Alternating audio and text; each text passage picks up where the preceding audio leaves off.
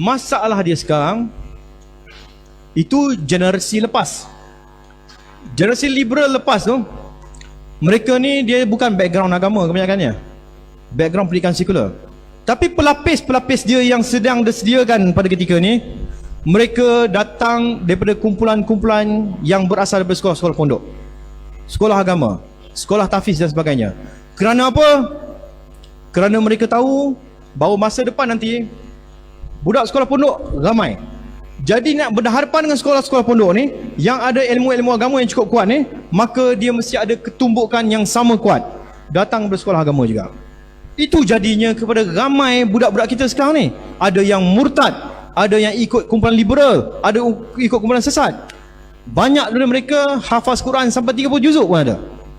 Contoh dia dekat sini, budak ni hafal Quran 30 juzuk.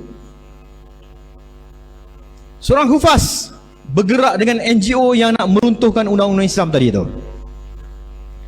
Ini Muhammad Badrul Nizam, Muhammad Redha, bekas pelajar sekolah agama, sekolah Izzuddin Shah di negeri Perak, murtad masuk Kristian jadi padri. Budak sekolah agama murtad.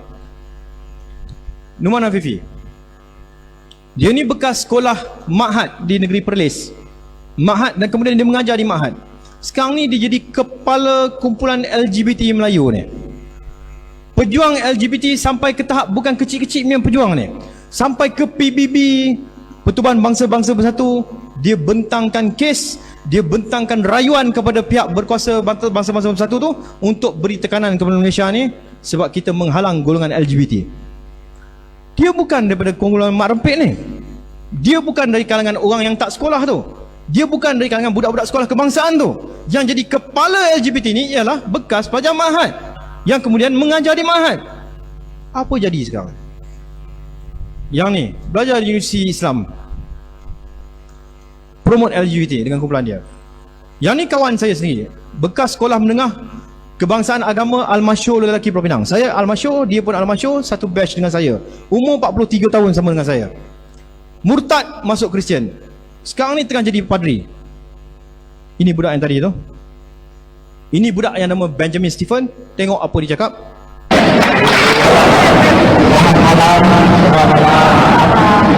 Assalamualaikum.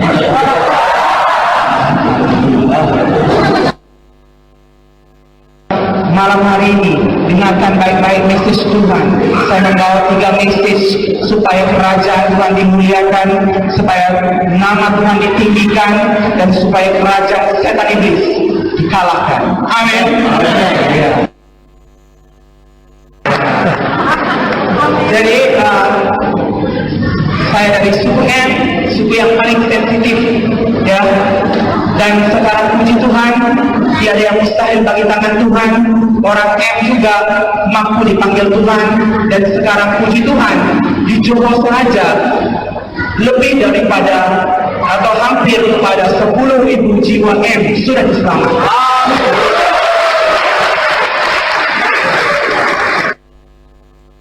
Itu dia. Dia mengatakan benda tu, dia bercakap di sebuah gereja di Sarawak. Cakap dia macam Indonesia, tapi dia budak Perak. Dia bekas pelajar sekolah Izzuddin Shah tu. Murtad masuk Kristian jadi padri. Ini kawan saya sendiri. Murtad, berkahwin dengan isteri dia murtad dulu. Kemudian isteri dia ajak dia murtad, dia tak mau murtad lagi. Bincang punya bincang, sebab isteri dia ugut, pisah. Berpisah. Kalau kata tak mau ikut dia, berpisah. Last kali dia ambil satu keputusan, dia dengan 5 orang anak dia murtadkan 5 anak dia. Dengan dia sekali murtad, dengan bini dia murtad, 7 orang serang dekat Australia. Murtad masuk Kristian, tengah belajar nak balik ke sini jadi padri. Budak sekolah agama, kawan saya sendiri. Bukan kawan-kawan ni, kawan sendiri. Ni, isteri dia kata yang murtad ni bukan sikit, dia kata ramai sebenarnya. Yang murtad ni dah ramai, cuma undang-undang tak benarkan kami murtad secara rasmi. Sebab tu dia buat banyak kes. Sebab tu Vatican menghantar kumpulan tentera rahsia dia. Vatican ada tentera rahsia, dia ada panggil apa, Secret Order of Malta tu. Hantar dengan projek-projek rahsia dia masuk ke dalam Malaysia ni untuk runtuhkan sistem undang-undang yang ada dalam ni, supaya membenarkan orang Islam boleh berkahwin dengan orang bukan Islam tanpa perlu tukar agama. Dan nombor 2, Dia minta supaya semua undang-undang syariah yang ada Malaysia diruntuhkan satu-satu. Dia sedang buat dengan rancak. Cuma dokumen-dokumen tu tak boleh dikeluarkan je. Nanti tunggulah satu masa, mungkin kerajaan benarkan dokumen tu keluarlah. Kan? Benda-benda macam tu. Dan dia kata ramai orang Melayu, orang Islam ni yang murtad, mereka pergi mengaji macam kita, pergi semayang macam kita, pergi solat macam kita, pakai macam kita dan sebagainya. Ini contohnya. Dia telah menjadi pengikut Isa alaihissalam selama lebih dari setahun. Setelah keputusannya untuk mengikuti Isa al-Masih, keluarga dan teman-temannya memperhatikan bahwa Ahmad telah menjadi orang baik. Dia menjadi seseorang yang lebih mengasihi dan bertanggung jawab dan lebih setia berdoa dan menceritakan imannya dalam Al-Masih kepada istri bersama anaknya. Mereka berkumpul bersama sebagai keluarga untuk belajar kitab suci Injil dan berdoa. Seperti Ahmad, banyak dari mereka memulainya dengan kumpulan keluarga bersama-sama istri dan anak-anak, bahkan sahabat-sahabatnya. Gaya dia gaya orang Islam. Cara dia mengaji macam mengaji orang Islam. Pakai dia macam orang Islam. Dia amin doa pun macam orang Islam, tapi dalam hati dia sembah Jesus Christ. Dia tak sembah Islam. Kumpulan ni ramai. Dekat Malaysia ni ramai. Tahun 1989 satu kumpulan kena tangkap. Kerajaan keluar kertas putih cerita tentang perjalanan kumpulan ni. Kertas putih tu tajuk dia saya tak ingat.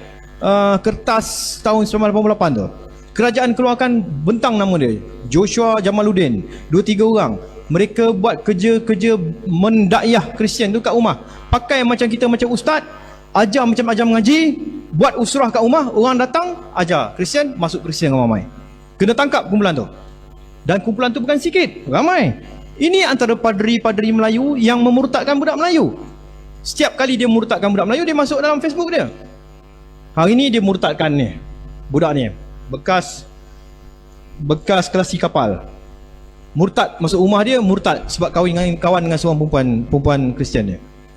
Lepas tu dia murtadkan budak ni lagi, masuk dalam Facebook dia. Murtadkan budak ni sebab dia sakit kaki, pergi rumah Joshua Helmi ni, Joshua tu doa, kaki dia sembuh. Doa orang macam ni dia cepat makbul. Sebab ni istidraj je, dia punya dia. Dan kaki sembuh je murtad budak ni. Dah boleh berjalan. Padri ni hilang, dengan isteri dia hilang, tak tahu ke mana. Wallahualam, apa jadi pun tak tahu. Jadi kes besar ni. Ini antara aktiviti dia orang. Bila tadi Benjamin Stephen, dia kata dekat Johor saja sebelum murtad. Ini salah satu program kat Johor yang dia orang cuba buat. Tadi weye, tadi weye，是神在对joh后在说话。神，你要做一件你跟我都没有看过的事情，让我能够继续能够在这个城市里面追赶仇敌。Akan keluar revivalis yang belum pernah dimiliki oleh Johor. I'm waking up the giant of Asia, Malaysian church. 基比johor baru mengajar。主的灵在我身上，我要使瞎眼的看见，瘸腿的行走，我要使被掳的释放，受压这个得自由。Healings and deliverances are definitely going to occur when we pray in Jesus' name. 是的，主啊，多少人你相信？Jehovah Jesus， Jehovah Jesus，Jehovah Jesus。Itu acara yang dia buat di Johor 2015. Tak berjaya buat sebab kita dapat tahu awal. Bayangkan acara tu, tajuk acara tu dia nak buat satu perhimpunan besar-besaran kumpulan Kristian di tengah-tengah Johor Bahru. Berpuluh ribu orang akan berkumpul. Tajuk himpunan saja pun dah menghasut. Tajuk himpunan dia apa? Take possession of the land. Rampas negeri tu. Tajuk dia rampas negeri tu.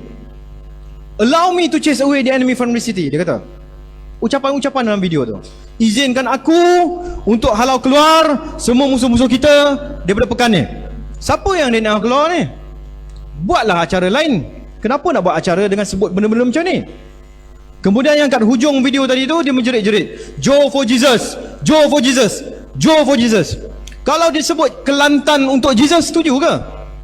Tentu kita tak setuju. Dan itu yang dia orang buat. Dan kita berjaya halang. Masa tu saya punya tim nasib baik lah. Tim saya tak balik raya lagi time tu, ni bulan puasa. Kita duduk, saya tulis satu laporan, hantar ke Istana Johor petang tu juga. Alhamdulillah Istana Johor respon dengan cepat. Dalam tempoh 4 jam dah respon. Tengku Mahkota Johor, dia bagi amaran. Dia kata kepada kumpulan yang duduk daripada luar Johor ni, jangan buat kacau dalam negeri Johor. Alhamdulillah, kita ucap terima kasih lah kepada Istana Johor yang sangat cepat dan sangat pantas. Tapi kumpulan ni dia punya cerdik dia tak buat tempat terbuka, dia pergi buat tempat tertutup pula. Dan dia orang ni tak pernah berhenti, tak pernah stop sampai hari ni. Ini dia gunakan tekanan-tekanan antarabangsa. Dia bawa pergi ke peringkat antarabangsa, minta kumpulan-kumpulan Kristian dunia, banyak pertubuhan Kristian mendesak PBB tekan negara ni supaya beri hak untuk orang-orang Melayu yang masuk Kristian dapat murtad dan sebagainya.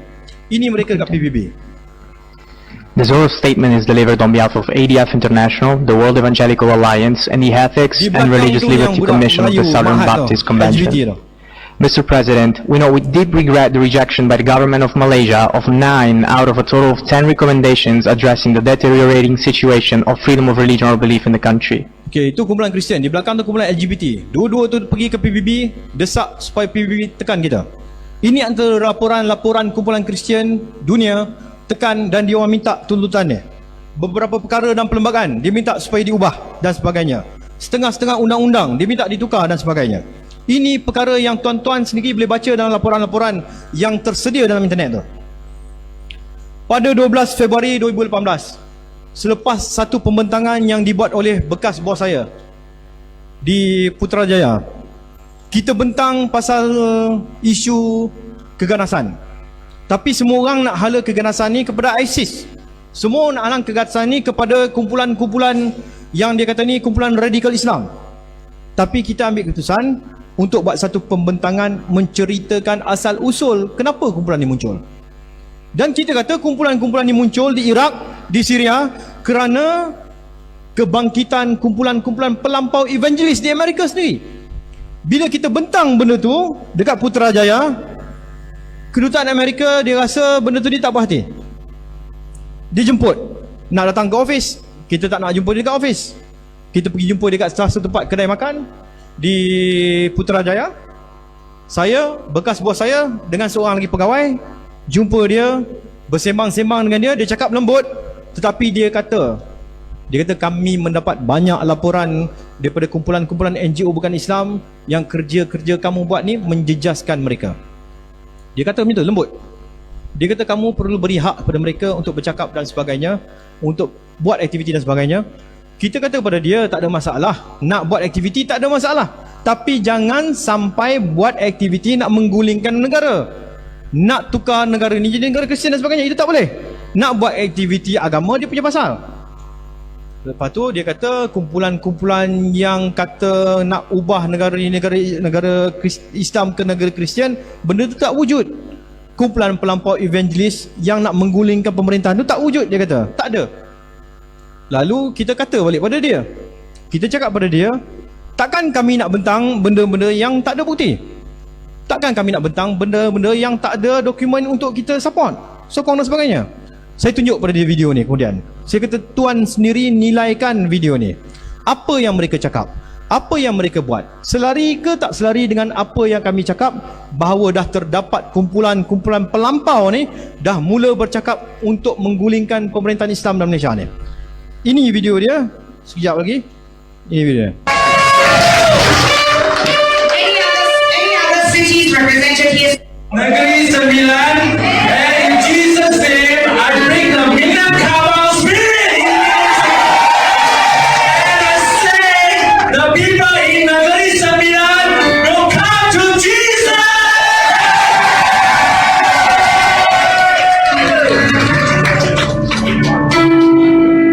I need your hands. We raise our hand. Because when we raise a hand, we're going to win the war. The war has started. And now I represent Johor. Johor is joining the army of God. And Johor is going to rise up. And we're going to fight. And we're going to win. And Jesus is going to join. And Jesus is our King, our Lord. And we're going to fight until the end. Until Malaysia, we win. We win.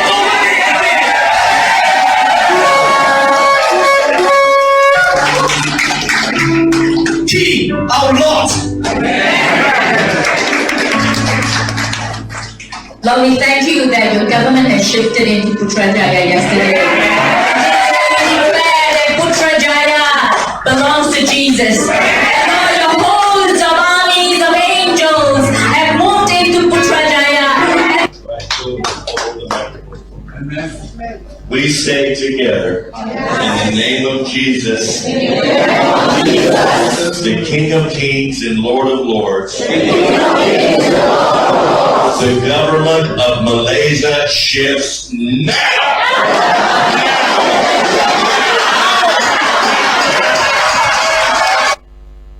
Okey, video tu dibuat di Sabah.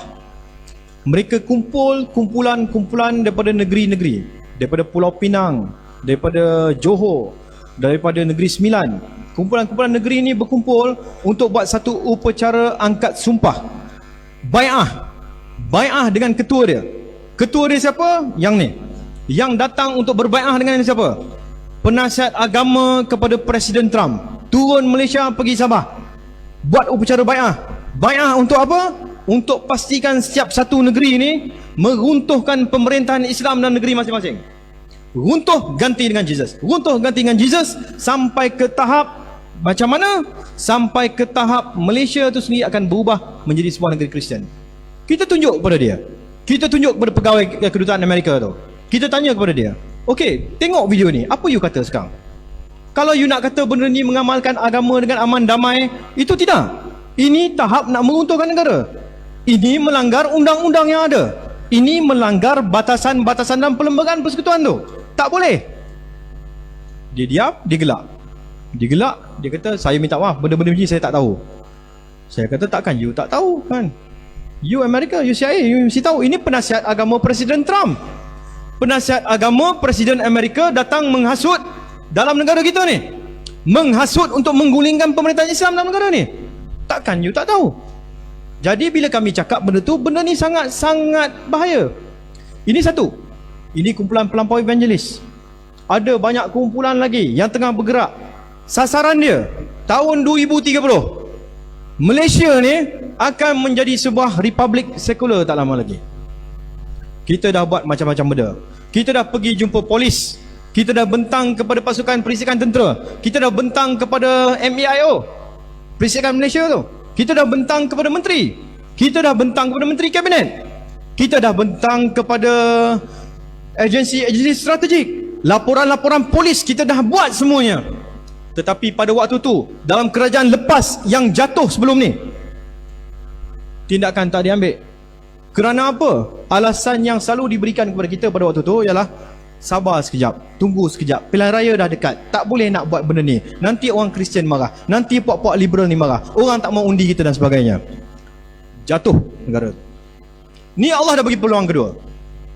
Allah dah bagi peluang kedua, takkan kita nak buat silap yang sama lagi. Jadi kita kena susun betul-betul. Tapi masalahnya pula dengan golongan-golongan politik ni ialah mereka ni bergerak di atas undi. Mereka ni bergerak di atas suara rakyat yang ramai. Kalau tak ada suara yang bersuara tentang benda-benda macam ni, maka dia tak nak bergerak. Kerana itulah kita nak supaya semua orang kita bercakap tentang benda ni. Minta bagi desakan. Kalau kata semua orang Islam, 16 juta orang Islam dalam negara ni, kata 3 juta orang saja bersuara, pasti dia akan ambil tindakan.